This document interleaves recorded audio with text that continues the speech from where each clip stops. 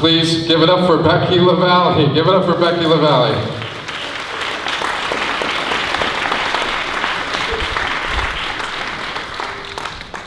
No music for me, but I know how to go quickly.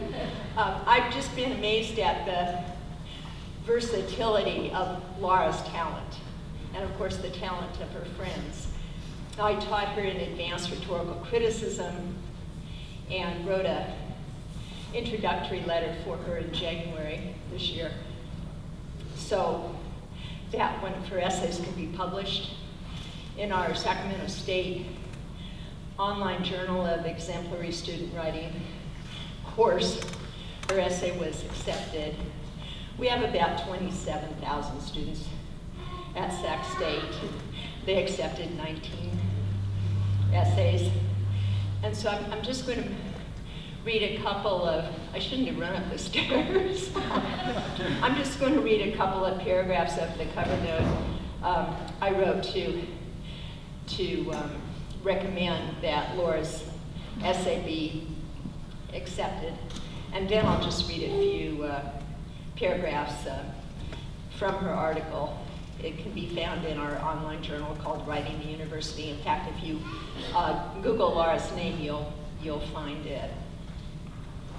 So I wrote, Lara's intellectual depth and curiosity, as well as her diligent research and deep-seated analytical and interpretive skills, are on display in this exceptional essay. I think your reviewers and readers will find her topic unusual and intriguing. Lara chose to explore a controversial and challenging question. How can atheists rhetorically convey what they consider lofty within the constraints of an American institutional culture that freely invokes God's name to distinguish good from evil? The vehicle for her study, an atheist-authored blog condemning Muslim violence, was itself controversial. And she solicited guidance from me, but then also went off and pursued her own additional research to create a thorough and dispassionate context analysis interpretation of this, what we call an artifact, a piece of public rhetoric. Lara concluded her essay, as the assignment requested, with an insightful evaluation of the rhetorical conundrum faced by rhetors who cannot invoke a deity to buttress their side of the argument. And I loved the way that atheism was important to her. She wrote about it. She wanted to be published. And of course, we thought this would be the first of many academic articles for her, not the last. She wrote, Americans have long cherished a separation of church and state, but even as we reject officially recognizing any single denomination as nationally representative, faith often makes its way into political rhetoric. So one may ask if there is any place for non-religious or even avowed atheists on the United States political stage.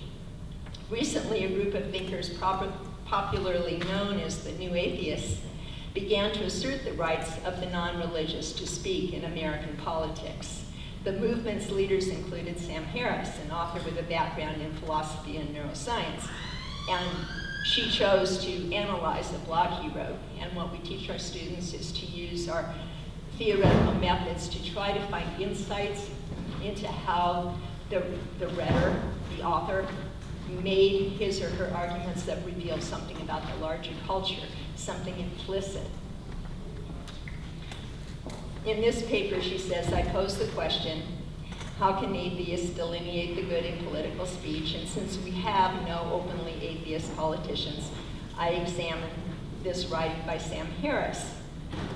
Harris and the New Atheists represent a significant change in the status of irreligious political engagement in the United States. Roderick Hart, a scholar of political communication, painted a picture decades ago of atheist rhetoric as hostile, marginalized, and a failure by any standard other than fulfilling the rhetor's own psychological needs. But instead of producing a glut of low-quality pamphlets, the New Atheists write commercially successful full-length books. And Sam Harris holds a PhD in neuroscience from UCLA and has written for scholarly as well as popular publications. And this I included I'm leaving out the segues into it, and I'm including it because of the theme of gentle corrections. She says, if politicians have become more public and partisan in their religious displays, then casually religious Americans may be open to political discourse from non-believers as a corrective, provided it's inclusive. So here's this blog asserted that radical Islam deserved no consideration under the heading of religious freedom. Harris said, quoting him, Muslims must learn that if they make belligerent and fanatical claims upon the tolerance of free societies, they will meet the limits of that tolerance without apology. Meet the limits of that tolerance, close quote, and she adds, without apology. Now, she used a method that we call Kenneth Burke's pentad, and I can understand today why she chose that. It looks at the drama within the rhetoric, how it portrays an act, how it portrays a scene, what is the purpose. And she determined that the piece of the pentad, and there's two others, agent and agency, but the piece of the pentad that was emphasized in this rhetoric was purpose. And she determined that there was, in fact, a purpose of hierarchy. And that is how atheists, at least in this case, can delineate what is good and what is bad. So she said, nearing her conclusions, she said, from the application of the pentad, which showed purpose was the dominant element of Harris's rhetoric, a hierarchy of purpose emerges. At the bottom of the hierarchy, according to her analysis of Harris, and he didn't say there was a hierarchy, that's something she discovered about the way he wrote. At the bottom of it is radical Islam, in which, quote, imaginary crimes like blasphemy or killing offenses, close quote. Mitt Romney's Mormonism is a little better. Mainstream Christianity is a lesser degree of delusion. Typical American liberals also suffer from, quote, ruinous self-deception, close quote, even if that deception's goals, preserving freedom and freedom of religion, are correct. Harris's own materialism is at the top of the hierarchy.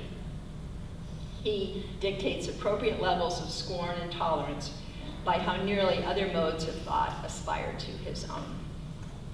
So she concludes then, having completed the analysis and interpretation, I offer my personal opinion of Harris's work in general.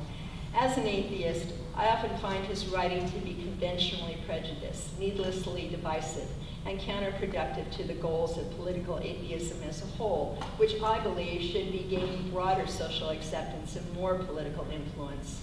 That said, his rhetoric is substantially different from that of the 1970s public atheists that Roderick Hart had described, in that it allows for inclusion of differing perspectives, even as it emphasizes its own. This may be a small distinction, but it's an important one. How can atheists delineate the good in political speech? Lacking God to appeal to as an intrinsic good, atheists like Harris can develop a hierarchy of worldviews, from base superstition to enlightened reason, that range from bad to good, with many acceptable stages between. This approach is better than the all or nothing binary of Hart's public atheists, but the non-religious will not likely find a stable place on the political stage until we find better rhetorical tools. This is no small challenge, since replacing God with reason or science leaves atheists in the all or nothing binary without access to a public discourse that is, at the very least, ceremoniously religious. The answer, like God, is ever elusive.